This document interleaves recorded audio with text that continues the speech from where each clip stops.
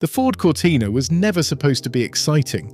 It had simple mechanicals, a basic engine, and technology that already looked old-fashioned next to the Mini. And that was exactly the point, because while Britain obsessed over clever little cars, Ford was quietly building something much more dangerous. A cheap, roomy, easy-to-fix machine that thousands of companies could buy by the fleet. This is how Britain's most ordinary car became impossible to escape. If you're watching this, there's a good chance somebody in your family owned one. A dad, a granddad, an uncle who was something in sales.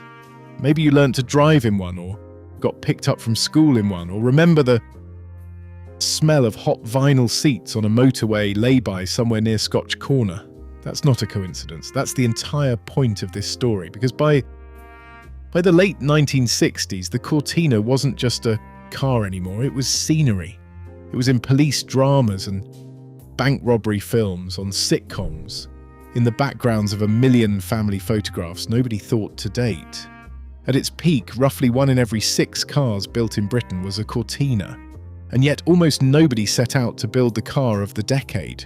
Ford built it to solve a much smaller, much colder problem, and the country falling in love with it was almost a side effect. To understand why, you have to go back to 1959, and a car Ford genuinely feared.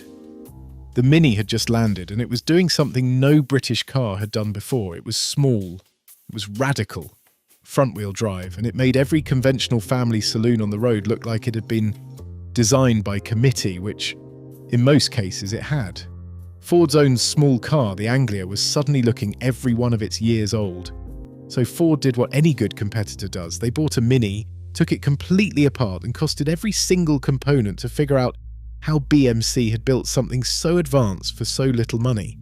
What they found stunned them. By Ford's own calculations, the Mini cost roughly as much to manufacture as the Anglia, a car Ford was selling at a healthy profit, except BMC was selling the Mini for less than it cost to build. Ford even told BMC what they'd discovered. BMC didn't raise the price. Here's the part that matters.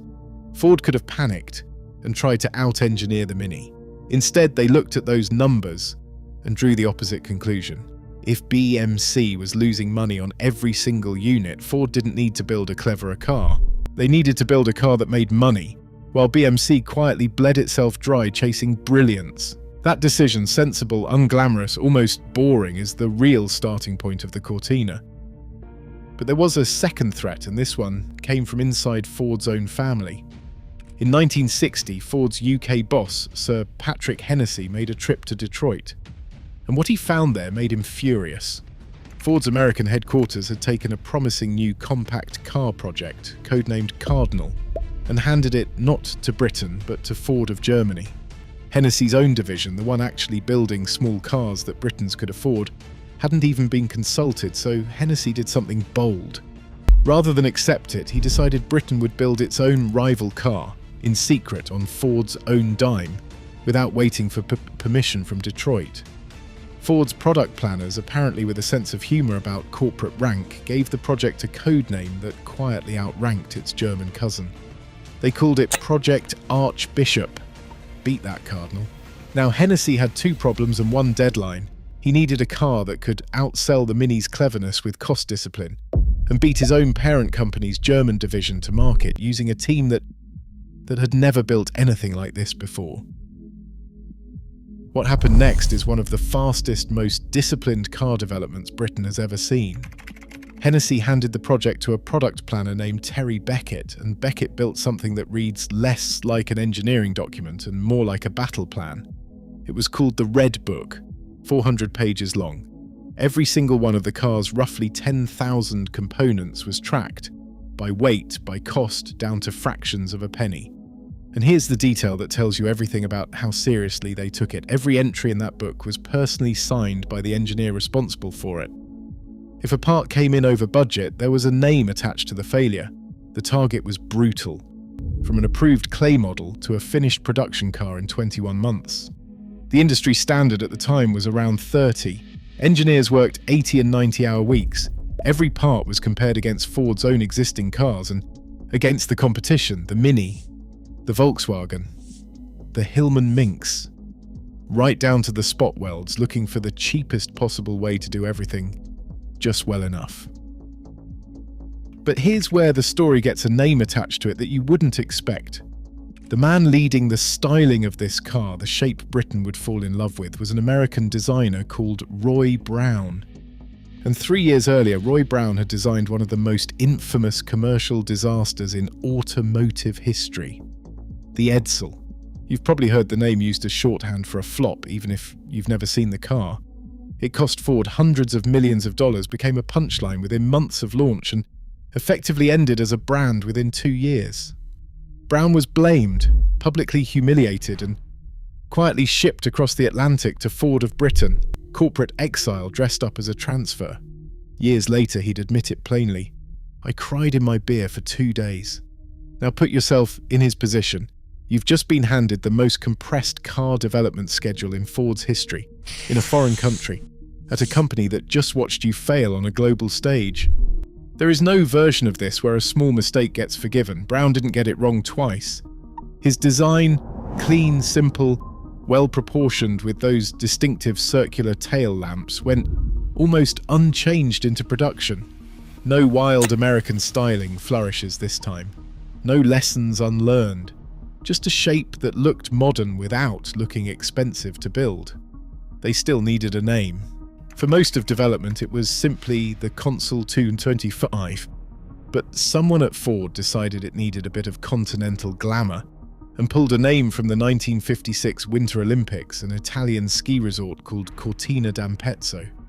Ford was so pleased with the connection that they actually drove several pre-production cars down the resort's Olympic bobsled run as a publicity stunt. They called it Cortina Autobobbing. On the 20th of September 1962, the car finally launched. Sir Patrick Hennessy told the press, "This is the missing model for which thousands of growing families have asked." The motoring press wasn't impressed. Reviewers called it simple, plain, unambitious, which, remember, was the entire design brief. The public didn't care what the press thought. Ford had planned for around 100,000 sales a year. In its first full year, the Cortina sold over 264,000 units. Almost 1 million were built in the model's first 4 years alone. It wasn't just a hit, it blew past every internal target Ford had set for it. So here's the question that actually matters. If the press thought it was boring and it wasn't clever like the Mini and it wasn't as roomy for its size as the BMC 1100, why did Britain buy it in such staggering numbers? Because Ford hadn't built this car for the people driving it, they'd built it for the people signing the check. By 1964, there were roughly 7 million cars registered in Britain. Of those, around 500,000 were owned outright by companies, and hundreds of thousands more were subsidised in some way by an employer. This was the birth of a genuinely British institution, the company car. And unlike almost everywhere else in Europe, this was becoming a defining feature of British working life. There was no formal company car tax yet either, which made it an unusually generous perk for a rapidly growing class of workers, sales reps. Britain's road network was expanding fast, and with it came a new kind of employee, someone whose entire job was climbing into a car on Monday morning and not stopping until Friday night, chasing contracts up and down the country. These reps needed something specific, not fast, not flashy, reliable enough to never leave them stranded, cheap enough that a fleet of 50 would not bankrupt the firm, and roomy enough in the boot to carry a full set of samples and catalogues. Terry Beckett, the same man behind the Red Book, said it plainly years later. They deliberately oversized the boot. In his words, it was perfect for a rep who wanted to take samples, and it was perfect for the family motorist. That single design decision is the whole story in miniature. One boot, 2 completely different buyers, 0 extra cost. Fleet managers did not want brilliance, they wanted predictability. A car that came back from a service quickly, that used parts already sitting in every Ford dealer's storeroom, that held its value on resale because thousands of identical ones existed. The Cortina's conventional rear-wheel drive layout and leaf-sprung solid axle, the very things that made it feel dated next to the Mini, were exactly what made a transport manager's life easier. And once those fleet orders started rolling in by the hundred, something happened that no advertising campaign could ever manufacture. The car became visible everywhere, all at once. Company car parks up and down the country filled with row after row of them. If you worked in an office in provincial Britain in the mid-1960s, you did not need to be told the Cortina was popular. You just had to look out the window. But here's what made it more than just a common sight. It became a language. Walk through any company car park in 1966 and you could read the entire org chart without asking a single question. The base model, Ford quietly called it the Fleet, was almost punishingly basic. Rubber flooring instead of carpet, no radio, no passenger sun visor, not even a heater as standard on some early cars. That was the new starter's car, or the one handed down after everyone above him had upgraded. Move up a rung and you got the deluxe, then the super, with a few more comforts and a slightly bigger engine. Above that sat the GT, genuinely quick for the era, with a specification that told everyone in the car park you had been trusted with something a little sportier. And right at the top of the ladder sat a car that had absolutely no business existing in a Ford showroom at all. In 1962, before the standard Cortina had even properly launched, a secretive engineer at a tiny British sports car company called Lotus was shown a sketch and sworn to secrecy. Ford wanted to dominate saloon car racing, and they had decided the way to do it was to hand their most ordinary family car over to Colin Chapman, a man running a company of about 150 people compared to Ford's 57,000. The plan was almost absurd on paper.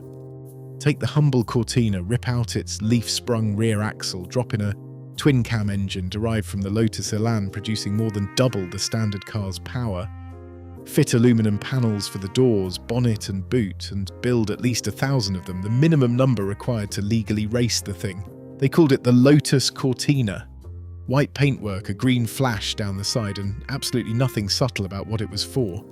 It worked better than anyone at Ford could have hoped. Jim Clark, yes, that Jim Clark, the same driver who would go on to win Formula One World Championships, took the Lotus Cortina out and won the British Saloon Car Championship in 1963.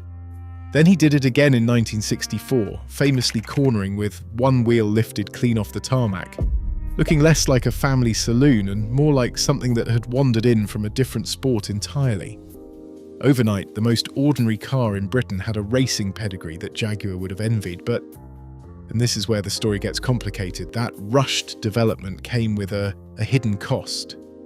Under racing stress, the new coil spring rear suspension had a serious flaw.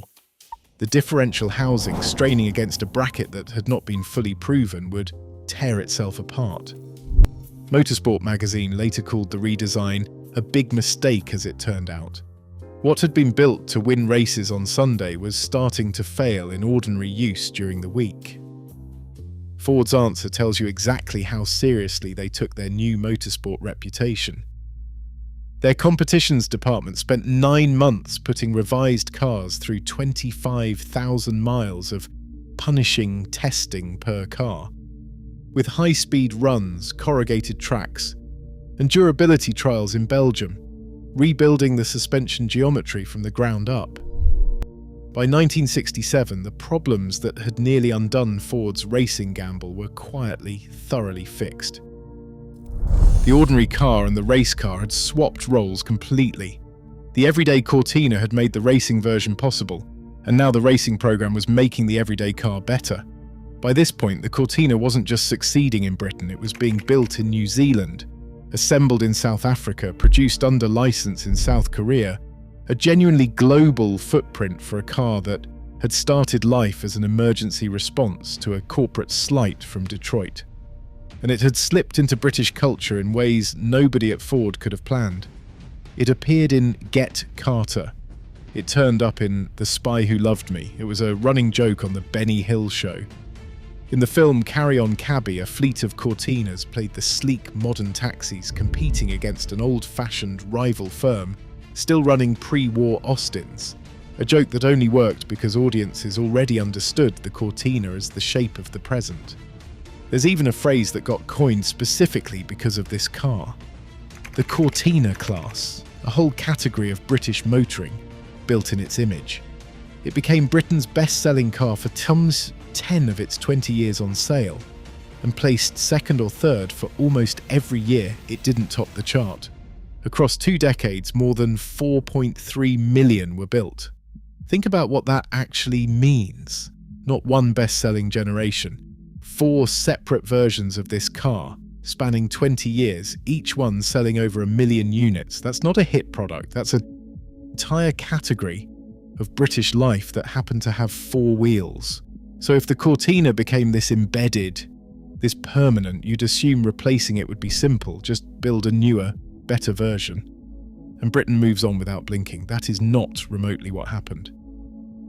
By 1981, Ford knew the Cortina's conventional boxy shape was starting to look its age against sleeker European rivals.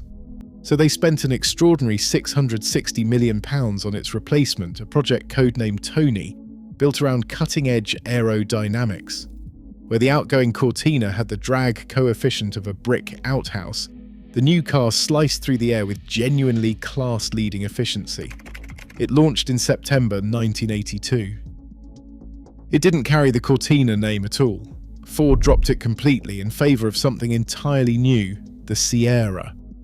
And Britain did not take it well. The press nicknamed it the jelly mould almost instantly. One reviewer described it memorably as looking like a blancmange evicted from its mould half an hour too soon. A BBC Arts documentary called The Private Life of the Ford Cortina featured the comedian Alexei Sayle playing a furious travelling salesman delivering a line that captured exactly how a huge chunk of the country felt. "They are doing away our car for epoxy hatchback. I'm angry."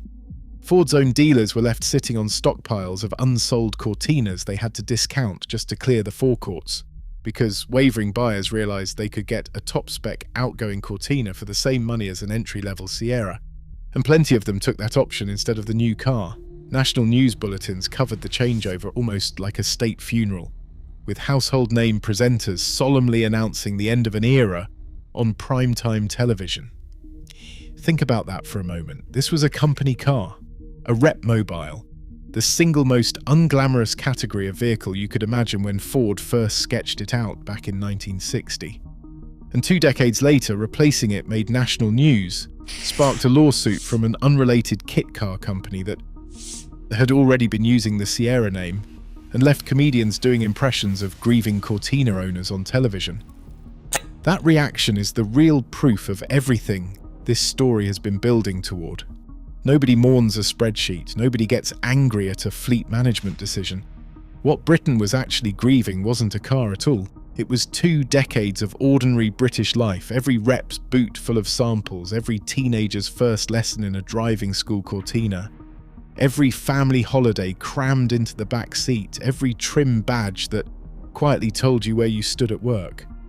All of it happened to be wrapped around the same simple, deliberately unremarkable shape. So when people say literally everyone had one of these in the 1960s, they're not exaggerating for effect. They're describing the most successful piece of cold, calculated business logic in British automotive history, a car built not to be loved but to be bought in bulk by fleet managers who didn't care about romance.